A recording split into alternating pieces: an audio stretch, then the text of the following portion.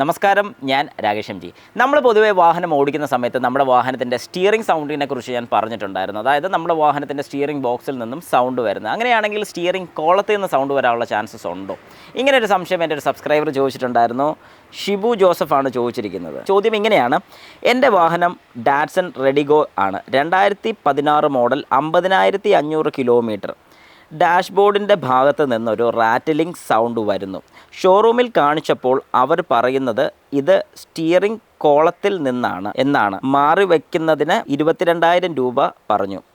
വലിയ തുകയാണ് എന്നതുകൊണ്ട് മാറിയില്ല. എന്തെങ്കിലും കുഴപ്പമുണ്ടാകുമോ?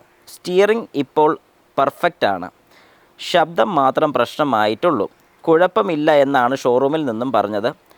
ഒന്ന് വിശദീകരിക്കാമോ? ഷുവർ ആയിട്ടും. ശരിക്കും പറഞ്ഞാൽ എന്താണ് ഈ സ്റ്റിയറിംഗ് കോളം എന്ന് ചോദിച്ചു കഴിഞ്ഞാൽ, നമ്മുടെ സ്റ്റിയറിംഗ് വീല് തിരിക്കുന്ന സമയത്ത്, അതായത് സ്റ്റിയറിംഗ് നമ്മൾ നോർമലായിട്ട് തിരിക്കുന്ന സമയത്ത് ആ സ്റ്റിയറിങ്ങിൻ്റെ കണക്ഷൻ നേരെ താഴോട്ട് പോകുന്നത്, അല്ലെങ്കിൽ ആ ഒരു അസംബ്ലിനെയാണ് സ്റ്റിയറിംഗ് കോളം എന്ന് പറയുന്നത്. ഈ കോളത്തിൽ നിന്നാണ് നേരെ നമ്മുടെ സ്റ്റിയറിംഗ് ബോക്സിലോട്ട്, സ്റ്റിയറിംഗ് തിരിക്കുന്ന സമയത്ത് ഉണ്ടാകുന്ന ആ ഒരു മോഷനെയാണ് നേരെ റാക്കിലോട്ട് കൊണ്ടുപോയി റൈറ്റ് ആൻഡ് ലെഫ്റ്റ് മോഷനിലോട്ട് കൺവേർട്ട് ചെയ്യുന്നത്. അപ്പം ഈ സ്റ്റിയറിംഗ് കോളത്തിന് എന്തുകൊണ്ട് ഇത്രയും വില വരുന്നു? അതായത് നോർമലി നമുക്കറിയാം സ്റ്റിയറിംഗ് ബോക്സിന് ഏകദേശം ഒരു 8,000 രൂപ റേഞ്ചൊക്കെ നമുക്ക് വരുന്നുള്ളൂ. അങ്ങ് അറ്റം പോയി കഴിഞ്ഞാൽ ഒരു 10 രൂപയ്ക്കകത്ത് നമുക്ക് വരുന്നുള്ളൊരു സ്റ്റിയറിംഗ് ബോക്സിന്. പക്ഷേ സ്റ്റിയറിംഗ് കോളത്തിന് എന്തുകൊണ്ടാണ് ഇത്രയും പ്രൈസ് എന്ന് ചോദിച്ചു കഴിഞ്ഞാൽ, ഇതൊരു പവർ സ്റ്റിയറിംഗ് മോട്ടറാണ് വരുന്നത് ഇതിനകത്ത്. അതായത് കോളത്തിൽ തന്നെയാണ് പവർ സ്റ്റിയറിങ്ങിൻ്റെ മോട്ടർ വരുന്നത്. ഈ പവർ സ്റ്റിയറിംഗ് മോട്ടറിനാണ് ശരിക്കും പറഞ്ഞാൽ ഈ കൂടുതൽ പ്രൈസ് വരുന്നത്. പവർ സ്റ്റിയറിംഗ് മോട്ടർ മാത്രമല്ല, അതിനകത്ത് വരുന്ന ടോർക്ക് സെൻസറും കാര്യങ്ങളൊക്കെ വരുന്നുണ്ട്.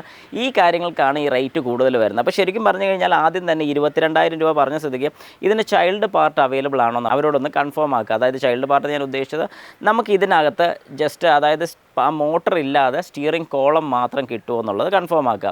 അങ്ങനെ സ്റ്റിയറിംഗ് കോളം മാത്രമായിട്ട് കിട്ടുകയാണെങ്കിൽ അത് പ്രൈസ് കുറച്ചുകൂടെ കമ്പാരിറ്റീവ്ലി ഇതിൻ്റെ ഒരു എനിക്ക് തോന്നുന്നു കുറച്ചുകൂടെ ഒരു 10 രൂപ അല്ലെങ്കിൽ ഒരു 12 രൂപയ്ക്കകത്തൊക്കെ മിക്കവാറും ആ കോളം കിട്ടാനുള്ള ചാൻസസ് കൂടുതലാണ്.